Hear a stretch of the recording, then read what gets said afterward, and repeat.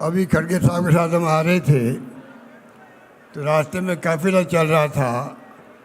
जो उत्साह था आप लोगों के अंदर भयंकर गर्मी के बावजूद भी, मुझे याद आ गई इंदिरा गांधी जी का ज़माना, जब कांग्रेस आई बनी थी 1 जनवरी 78 को।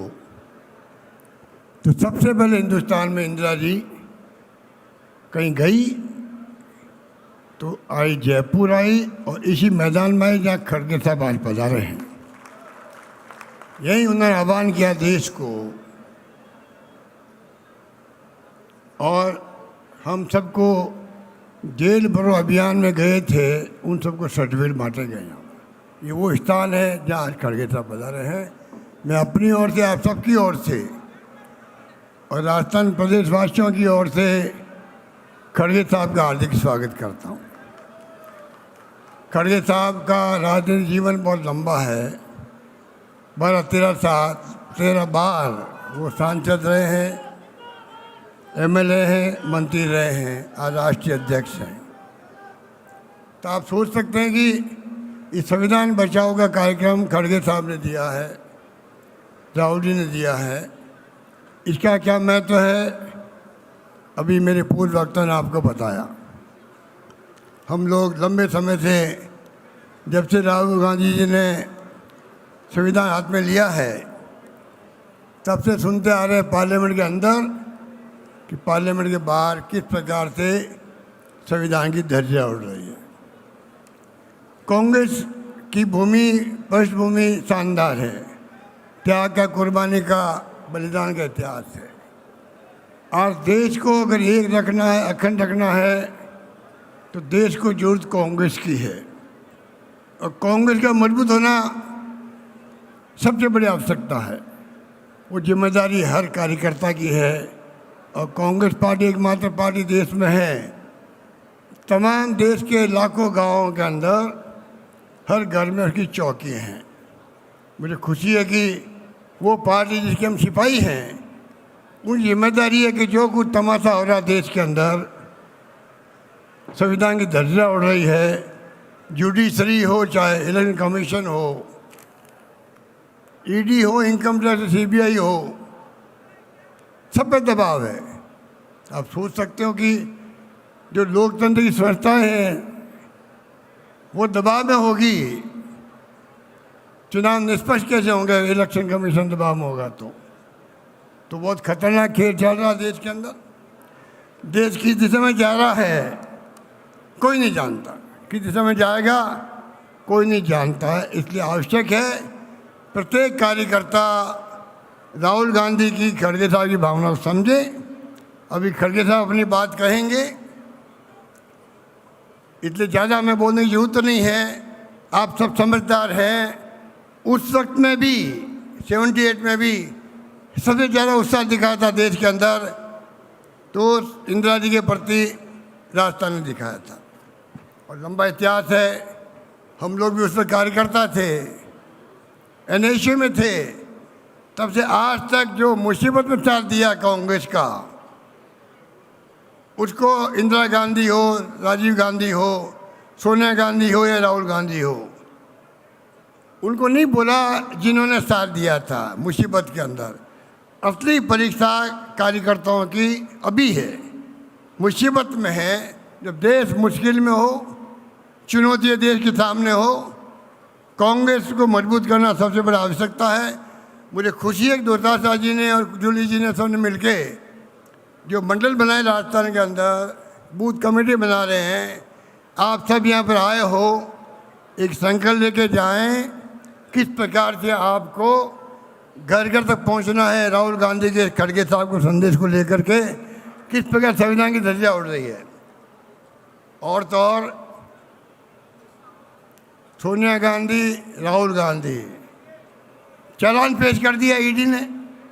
आप सोच सकते हो, जिस परिवार का कोई व्यक्ति पिछले 35 साल से कोई पद पे नहीं है, अगर राहुल गांधी चाहते 2009 के अंदर प्रधानमंत्री बन सकते थे। वो मनमोहन सिंह जी ने कहा बनने के लिए, मंत्री बनने के लिए नहीं बने। जिस परिवार का कोई व्यक्ति 35 साल से पद पे नहीं आ रहा है, सोनिया गांधी जी ने सुपुर्द कर दिया मनमोहन सिंह जी को, खुद प्रधानमंत्री बनी। मोतीलाल नेहरू ने और पंडित जवाहरलाल नेहरू ने आनंद भवन, स्वराज भवन, करोड़ों की संपत्ति है, वो देश को समर्पित कर दिए इलाहाबाद के अंदर।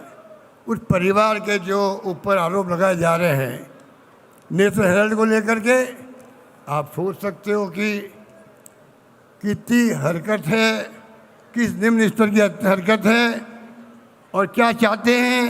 पहले कहा कांग्रेस मुक्त भारत बनाएंगे, फिर कहा कि विपक्ष को मुक्त करेंगे और बार बार गांधी परिवार को टारगेट बनाते हैं। क्योंकि मालूम है पूरे मुल्क के हर घर के अंदर जो त्याग बलिदान रहा है, मोतीलाल नेहरू का हो, पंडित जवाहरलाल नेहरू का हो, इंदिरा गांधी, राजीव गांधी शहीद हो गए देश के लिए, पर देश को एक रखा, अखंड का खालिस्तान नहीं बनने दिया।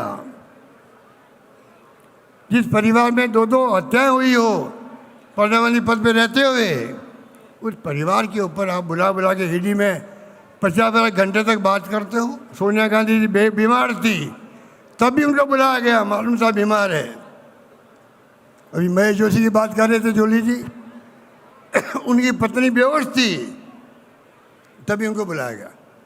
इसलिए मैं कहना चाहूँगा हालात बड़े विकट हैं, लंबी कहानी है, बताएंगे आपको किस प्रकार से ये केस बनाया गया झूठा, किस प्रकार से इसको आगे बढ़ाया गया, कैसे चालान पेश किया गया। आप सोचिएगा पूरे मुल्क में इसकी प्रतिक्रिया है, पूरे मुल्क में प्रतिक्रिया है। और कंपनी बनाई नॉन प्रॉफिट की, नेशनल जिंदा कैसे वापस हो ये प्रयास हो रहा था। तनख्वाह चुकी कर्मचारियों की, वीआरएस दिया गया, पीएफ दिया गया, जो बेचारे 15 साल तक तनख्वाह नहीं पा रहे थे। अच्छा काम किया कांग्रेस ने और फंसा रहे हैं सोनिया गांधी को और राहुल गांधी को। इसलिए लंबी बात नहीं करता था, मैं इतना ही कहना चाहूँगा इन बातों को आपको समझना पड़ेगा। हर कार्यकर्ता के टिप पे होना चाहिए संविधान की हत्या कैसे कर रहे हैं लोग, डॉक्टर अंबेडकर ने बनाया था। किस प्रकार सोनिया गांधी, राहुल गांधी के ऊपर केस बना रहे हैं, उसका बैकग्राउंड क्या है, अगर आप समझेंगे तो समझेंगे कार्यकर्ताओं को। और कार्यकर्ता घर घर जा कर के जब तक बात नहीं करेगा, मैं समझता हूँ हम अपना कर्तव्य पूरा नहीं करेंगे। मेरा इतना ही कहना है कि जो शानदार प्रोग्राम दिया है खड़गे साहब ने, राहुल जी ने, सब राज्यों में रैलियाँ हो रही है, फिर डिस्ट्रिक्ट लेवल पे आप लोग करेंगे, ब्लॉक में आप लोग करेंगे। इन रैलियों का सीरियस गंभीरता से लेना, आपको सब लोगों को बुलाना है, पूरे इलाके के लोगों को बुलाना है। मीटिंग के शानदार होनी चाहिए, ब्लॉक में भी, जिलों में भी। और संविधान की जो हत्या हो रही है, बदलने की बात हो रही है, उसके ऊपर घर घर जा कर के लोगों को समझाइश करनी पड़ेगी। ये आज का वक्त का तकाजा है। जो अभी आप हारे थे, जो उत्साह मैंने आपको देखा, तो मुझे वो दिन याद आ गए जब इंदिरा जी आई थी और हम लोग सब इकट्ठे हुए थे। वो जोश है, जज्बा है, इसलिए आप इस गर्मी के अंदर भी शॉर्ट नोटिस में भी अब आए हो। इसके लिए मैं आपको बहुत बहुत धन्यवाद देना चाहता हूँ। उम्मीद है कि आप लोग संकल्प लेके जाएंगे, जो खड़गे साहब कहेंगे आपको वो आप गांठ बांध लोगे, संकल्प लोगे और जाके अपना अपना कर्तव्य पूरा करने में लग जाओगे। यही बात कहता हूँ, अपनी बात समाप्त करता हूँ। धन्यवाद, जय हिंद, धन्यवाद।